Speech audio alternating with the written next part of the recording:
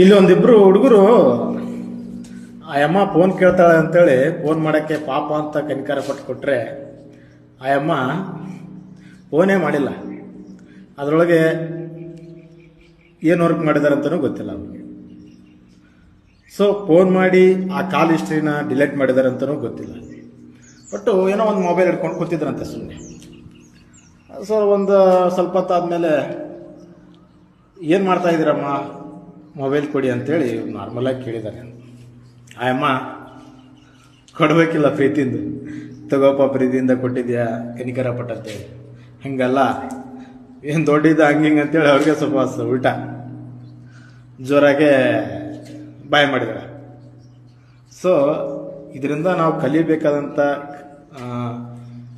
ಅರ್ಥವಾಗಬೇಕಂತ ನೀತಿ ಪಾಠ ಏನಪ್ಪ ಅಂದರೆ, ಯಾರಾದರೂ ಅನ್ನೋನ್ ಪರ್ಸನ್ಸ್ ಏನಾದರೂ ಹೆಣ್ಮಕ್ಳೇ ಆಗಲಿ ಗಂಡು ಮಕ್ಕಳೇ ಆಗಲಿ ಸಡನ್ಲಿ ಹೆಲ್ಪ್ ಕೇಳಿದ್ರೆ ನಾವು ಹೆಲ್ಪ್ ಮಾಡೋ ಮನೋಭಾವನೆ ಇರ್ತೈತಿ, ಇಲ್ಲ ಅಂತ ಅನ್ನಂಗಿಲ್ಲ. ಕೇಳಿದಾಗ ಸ್ವಲ್ಪ ಹಿಂದೂ ಮುಂದೆ ವಿಚಾರ ಮಾಡಿ ಹೆಲ್ಪ್ ಮಾಡಿ. ಏನೋ ಹೆಲ್ಪ್ ಕೇಳ್ತಾ ಇದ್ದಾರೆ ಅಂತೇಳಿ ಪಟ್ಟಂತ ನೀವು ಹೆಲ್ಪ್ ಮಾಡಿಬಿಡ್ತೀರಿ, ಆಮೇಲೆ ಸಿಗಾಕೊಂಡು ಒದ್ದಾಡೋದು ನೀವು. ಸೊ ಈ ಥರ ಆಗುವಂಥ ಚಾನ್ಸಸ್ಗಳಿರ್ತವೆ. ಸ್ವಲ್ಪ ಅವ್ರು ಲೇಡೀಸೇ ಆಗಲಿ ಗಂಡು ಮಕ್ಕಳೇ ಆಗಲಿ ಫೋನೇ ಆಗಲಿ ಯಾವ ವಿಚಾರನೇ ಆಗಿರಲಿ ಹೆಲ್ಪ್ ಮಾಡೋವಾಗ ಸ್ವಲ್ಪ ನೋಡಿಕೊಂಡು ಹೆಲ್ಪ್ ಮಾಡಿದ್ರೆ ನಿಮಗೆ ಒಳ್ಳೆಯದು. ಸೊ ಈ ಮಾಹಿತಿ ಯಾರ್ಯಾರಿಗೆ ಇಷ್ಟ ಆಯಿತು ನೋಡಿ, ಅದು ಒಂದು ಥ್ಯಾಂಕ್ಸು ಹೇಳಿದೆ, ಒಂದು ಕೃತಜ್ಞತೆನೂ ಹೇಳಿದೆ. ಇವ್ರನ್ನ ವಾಪಸ್ ಬೈಕೊಂಡು ಹೆಂಗೆ ಹೊರಟಿದ್ದಾಳೆ, ಎಷ್ಟು ಜಂಬ ಇರಬೇಡ ಅಂತವ್ರಿಗೆ. ಹಾಂ